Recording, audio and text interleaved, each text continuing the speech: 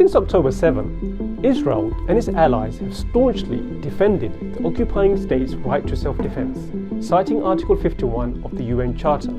They maintain that Israel has as much right as any other state to defend itself.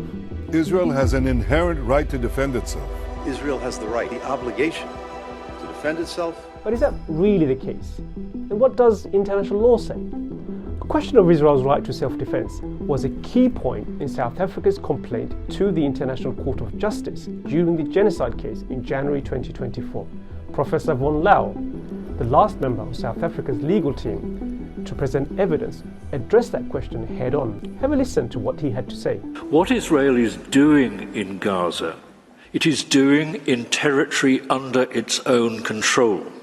Its actions are enforcing its occupation. The law on self-defense under Article 51 of the UN Charter has no application. Von Lau is saying that Israel cannot logically or lawfully proclaim self-defense in its operation in Gaza, given its status as an occupying power. He references the International Court of Justice's own opinion on the matter, explicitly stated in the ICJ's 2004 advisory opinion on the separation wall.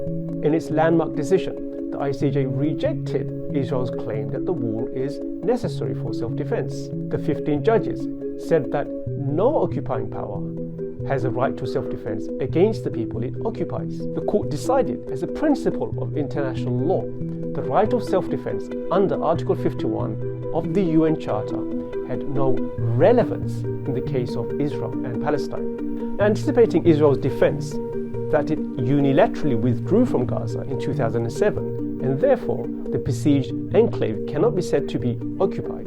The significance of this day is that it's the first time that Israel has given up land which it captured and occupied in war, but which international law says belongs to the Palestinians.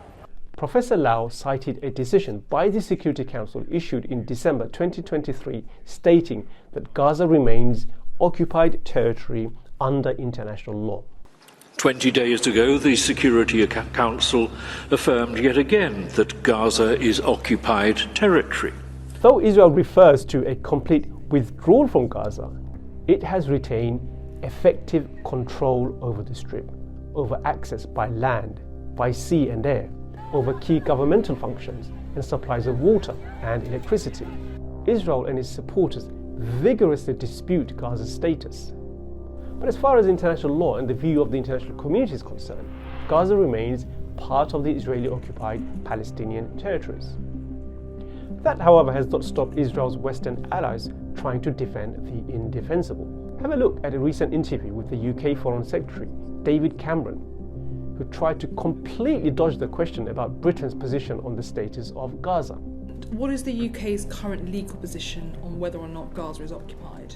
I don't think Israel regards itself as an occupying force, but whether that is correct, I would want to take legal advice. British law currently does consider Gaza to be an occupied territory. Can you just confirm that on the record? I don't know the precise legal definition of that. I'd have to go back and check. Cameron's reluctance to answer a basic question about Britain's own position on the status of Gaza extremely revealing. The exchange refuted unequivocally Israel's assertion that it has the right to self-defense, a claim that has been used to justify its brutal military operation in Gaza and has been endorsed by Western allies, including, of course, British Prime Minister Rishi Sunak, David Cameron, as well as senior Labour Party officials, not to mention the leader, Keir Starmer.